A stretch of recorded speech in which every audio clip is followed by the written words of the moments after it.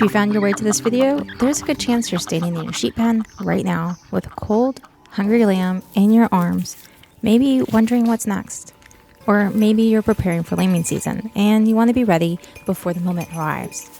Either way, you're in the right place. Let's walk through it together. I have everything chapters so you can jump ahead to where you need.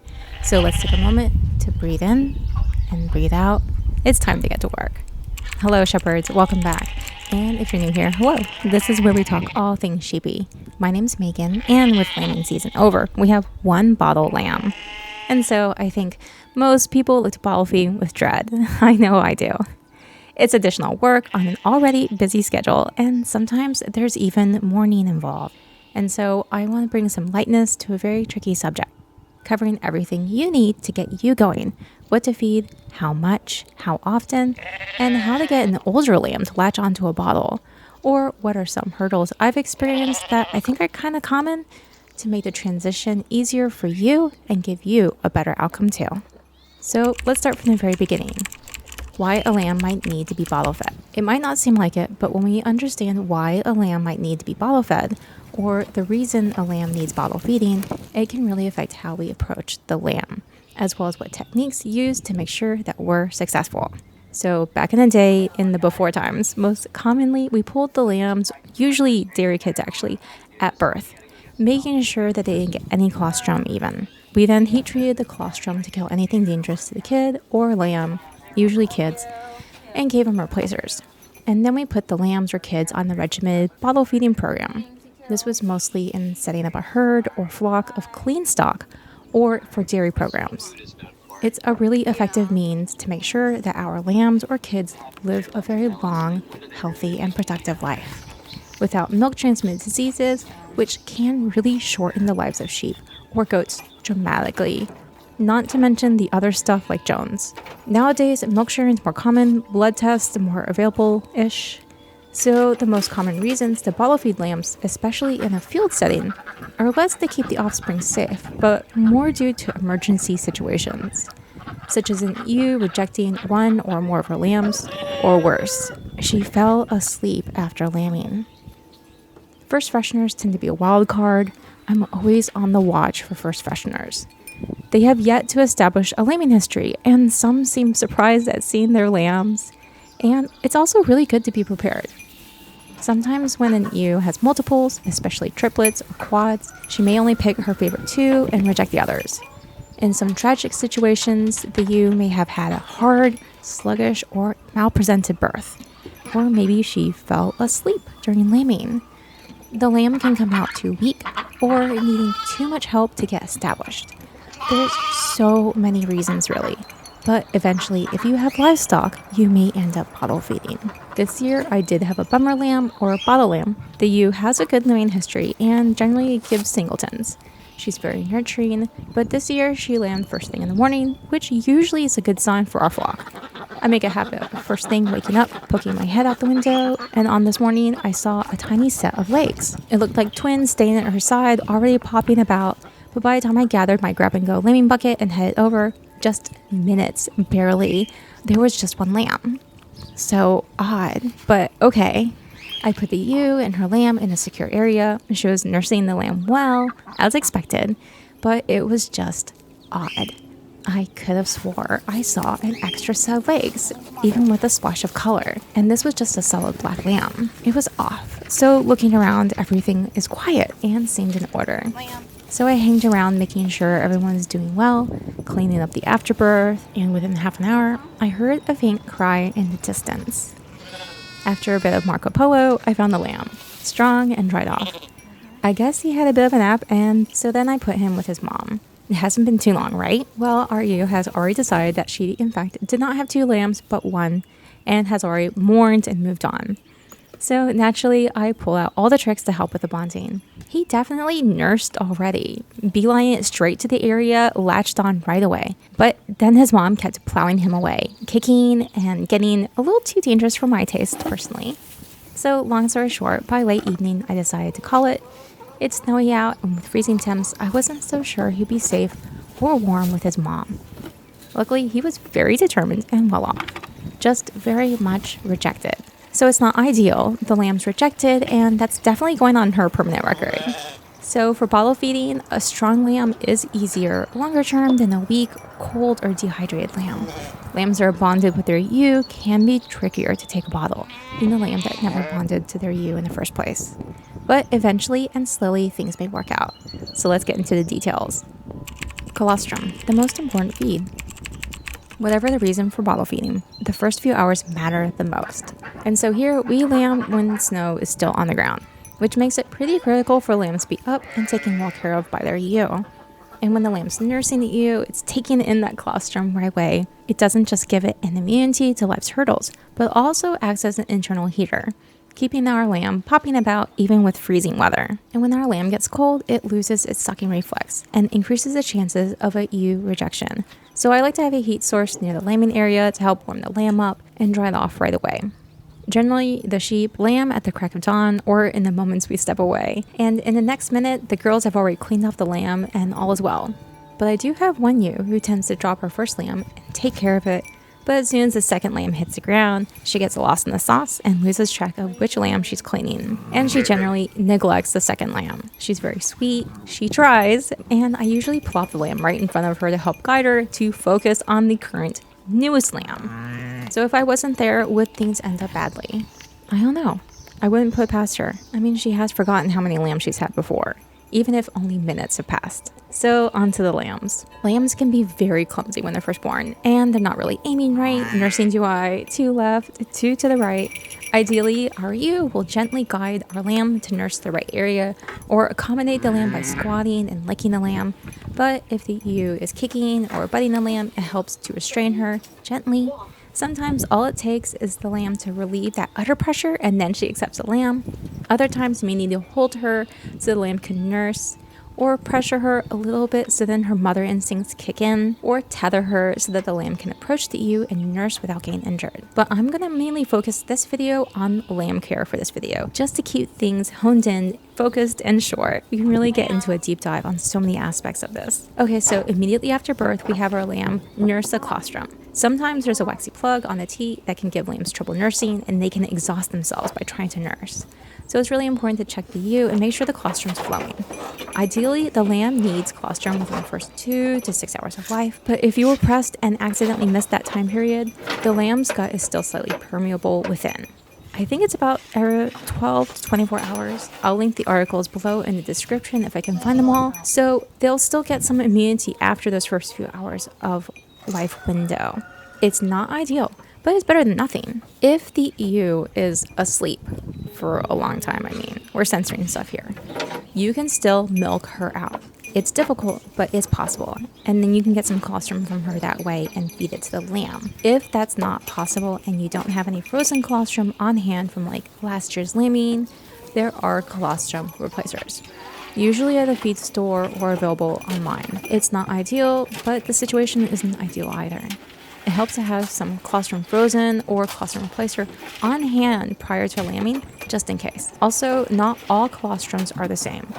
Colostrum from a vaccinated, disease-free ewes give lambs a better head start. Think of it as a parachute or a safety net to life. So there's less health problems until the lamb's immune system can handle or take support shots. The first few hours of colostrum is more packed with the good stuff that the lambs need, whereas slowly over time the milk will come in and it'll dilute that colostrum out, so it's a lesser quality, but it's still good to feed your lamb. Sheep colostrum is better than cow colostrum, which rarely causes an anemia or some sudden health complications, but some colostrum is better than none. Okay, and in terms of how much colostrum do lambs need, sources vary a lot. So anywhere from 50 milliliters per kilogram to 200 milliliters per kilogram, or almost 1 ounce per pound. But the general consensus to feed them is 10% of their body weight in colostrum within the first day. Personally, I do give the lambs frequent mini feedings and generally monitor their body temperature and behavior for signs of how they're doing. The lambs tend to make a huge mess when eating, especially when first bottle feeding, so it can be really tricky where they're getting colostrum down their chin, all over you, there's dribbling, and it can be really tricky to know exactly how much they're ingesting rather than wearing. Some folks like to give bulk feedings that are spaced apart, There is a risk of overeating complications, or if the lambs are bottled because they're struggling, there's more risk of dehydration, especially so with weak lambs. So it's really important to gauge what's going on and how they're doing and feed them accordingly. I personally like to just feed them all in smaller amounts, drop by drop if need be. Some lambs can take a long while to figure out a bottle, and I don't want them dehydrated or cold, which can make a bad situation worse. But we'll talk technique later on. Also, I prefer to feed milk, sheep milk specifically. If you're using milk replacers, they tend to have their own recommendations. There may be fillers or formulas that are meant to be fed in a very specific way for the best for your lamb's health. Personally, I'm not a fan of milk replacers, but if you need to use them and there's no sheep or goat milk available, I found in a pinch it's best to mix lamb replacer with half pasteurized cow milk to half replacer for the best growth. If you have sheep milk, it's even better, but stuff happens. We prepare for the worst, we hope for the best, adapt, and make the best of what we have. Equipment and milk replacers. So I'm gonna pop up a list of some feeding equipment as well as some options for milk and colostrums for your lambs. So let's go ahead and talk equipment. You'll need a pop or soda bottle. A baby bottle for humans works well in a pinch too. Also, it's important to have some extra tips on hand. I like to have a variety. Lambs have preferences, even more so if they've already nursed. Some tips fit over the bottle end. Most need to have a small cut on the end. I like to cut for slow flow at first. As the lambs nurse, the rubber bits tend to wear down, and as they grow, the lambs may chew on the tips or rip it off the bottle. So a common lamb tip is the Pritchard tip. I don't know. They have a screw on top that works really well, especially as the lamb grows. The other tips tend to get ripped off easier if you aren't holding the bottle with one hand and a tip with the other. Tubing is also an option in extreme cases, but I don't have any experience with that and mostly focus on getting any weak, limp, or cold lambs warm. And their sucking reflex perks right up with that. So warming it through either a warm bath or a heat lamp tends to really do the job well. And then also with the bottle feeding material, I wash everything, the bottles, the tips, pots, everything after every feeding session with warm soapy water. Some containers or bottle tips aren't safe to boil, so it's really important to clean everything to the best of the equipment allows and as well as your sanitation equipment allows. This will really help make sure that your lamb doesn't get any tummy bugs on top of everything else. If you're using a replacer, the manufacturer usually has their own recommendations on the back of the bag. The main thing to keep in mind is to stay clean and consistent. Mix it the exact same way each time to prevent any lamb's tummy distress. Some like to feed their milk cold to help slow the lamb down during eating, as well as keep bacteria down. This year's bummer lamb really prefers mommy warm type milk, as if it's fresh from the tap. So that's why I feed him to get him to eat. How to get a lamb to latch. Okay, so since this lamb is used to his mom, I have a couple tricks to ensure he knows when and where to latch. Also, he finally got to the point where I can film and feed him. Before this point, I was using both hands to guide him to the bottle. He really likes fingers. I'm guessing they're mommy shaped. So often when he aimed for my fingers, I would slip my finger out and slip the bottle tip into his mouth. And then he would slowly understand, like very slowly understand, that there's milk in the bottle. It's not my flannel, it's not my fingers, it's the bottle. Rubbing or lightly scratching the rump and tail really gives them encouragement to suck. Standing over them, and I like cupping him in my arms while feeding him, covering his eyes as he fumbles that bottle. They seem to get frustrated when the milk isn't exactly as they want, and they may take multiple breaks of nibbling, chewing the tip, and stopping for a moment or more while you look like a pretzel. Maybe it helps them feel secure, or resembles what their ewe looked like.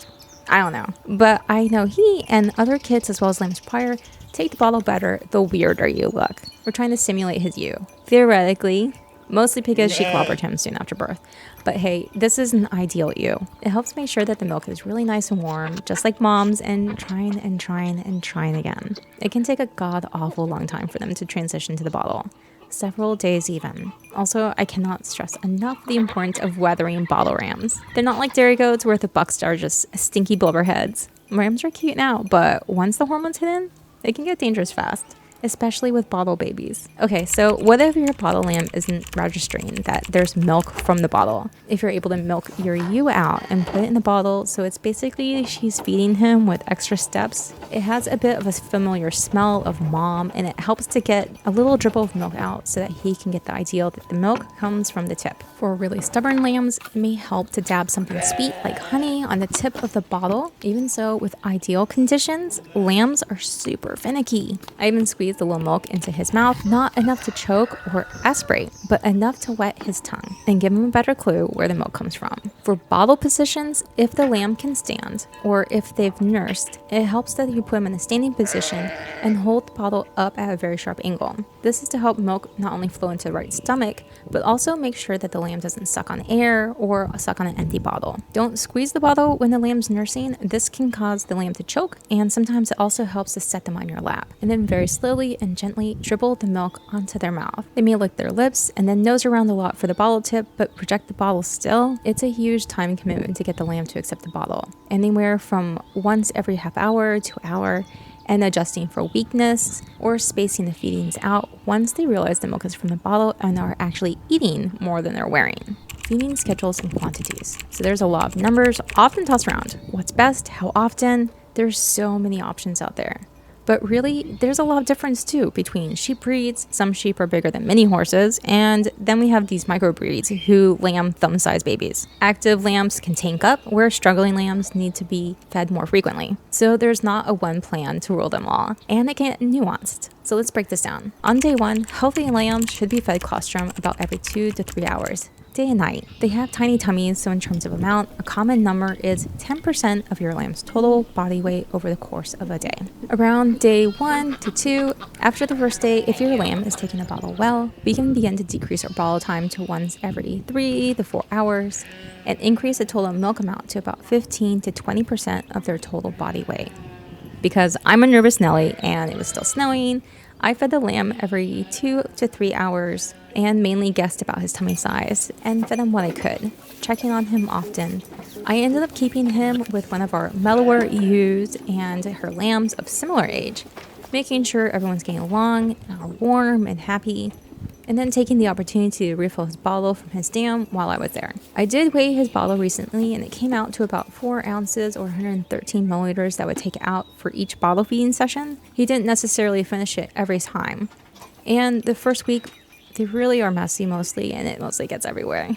So easing into our feeding routine within the first week, lambs eat small amounts here or there. Expect to feed them in small bits on, say, for an average lamb, 113 to 170 milliliters or 4 to 6 ounces per bottle about every 3 to 4 hours around the clock. By week 2, we want to introduce feed and grain as well as hay and a safe spot of water. Nothing too dangerous. I use a small tippable dish for their water.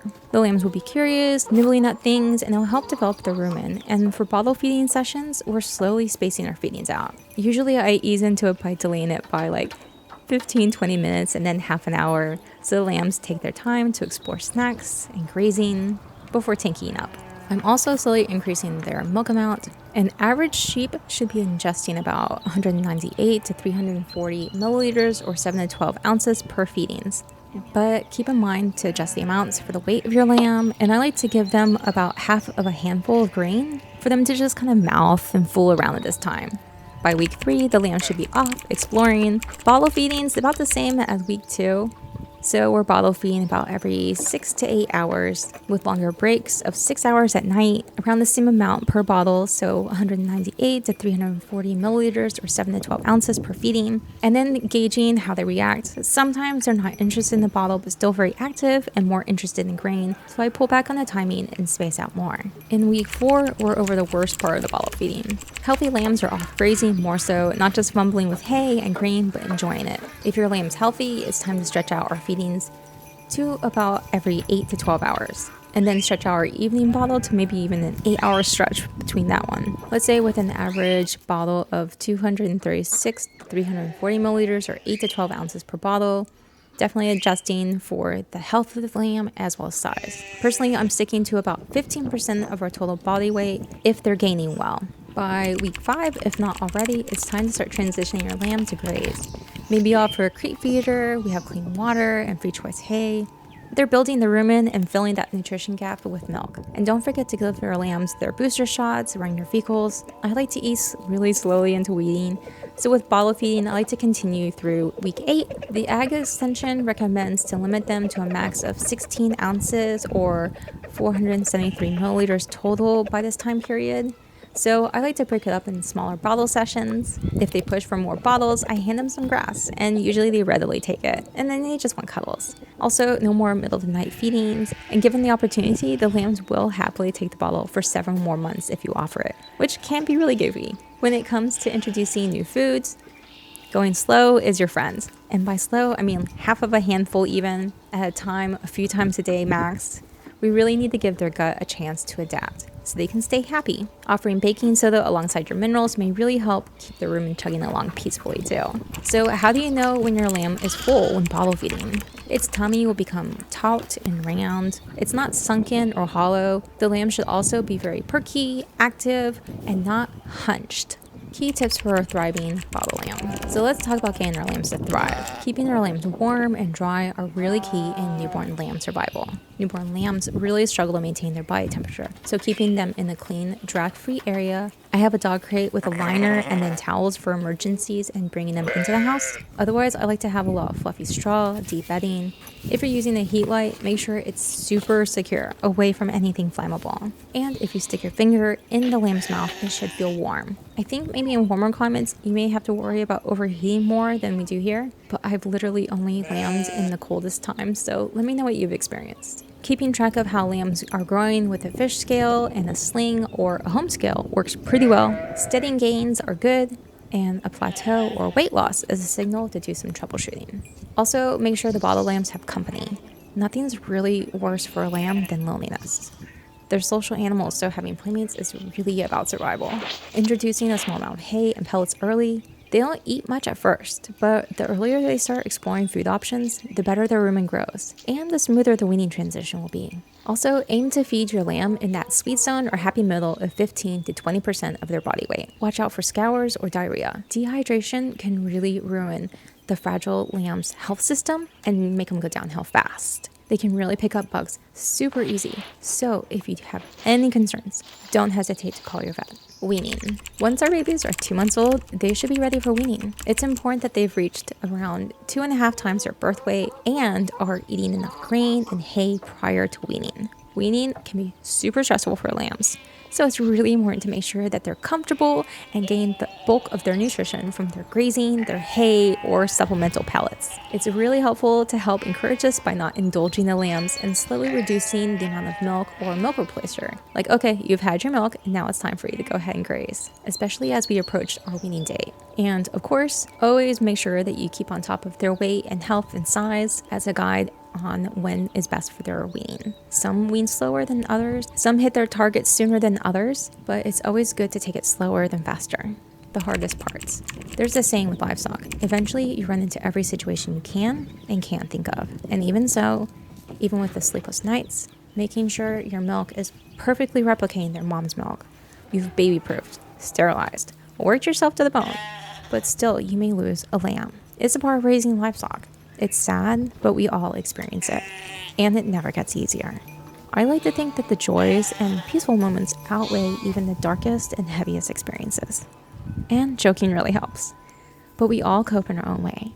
And so I hope to communicate that knowing some preventative tips, what's worked in ideal or less than ideal situations that have helped me, like it's helped others. But even with all that, some things can't be helped, and we still may lose a lamb, even under the best care. Okay, so it's time to go top off that lamb outside. Sheep will keep you super busy. I really hope this video gives you a good head start on the ropes of bottle feeding lambs. If you're going through it right now, my heart's with you. And if you need to find a home stat for your bottle baby or for emergency adoptions, I really recommend calling your local high schools, forage programs, ag extensions. I don't have Facebook, but I heard people use that successfully. There's Craigslist, Front Porch. There's some other sites that have traffic. There's also small animal auctions. Some are really good, others are less so. Or contacting your local feed store or vet for folks who know a guy. It's tricky, but I hope this video gives you a good foundation on how to handle some of these tougher bottle lambs. Thank you so much for watching, and if you made it this far, an extra special thank you. I appreciate you. And don't forget to mash that subscribe button, the bell, where we explore a sheep focused lifestyle every week. Until then, I'll see you in the next one. Ta-tas.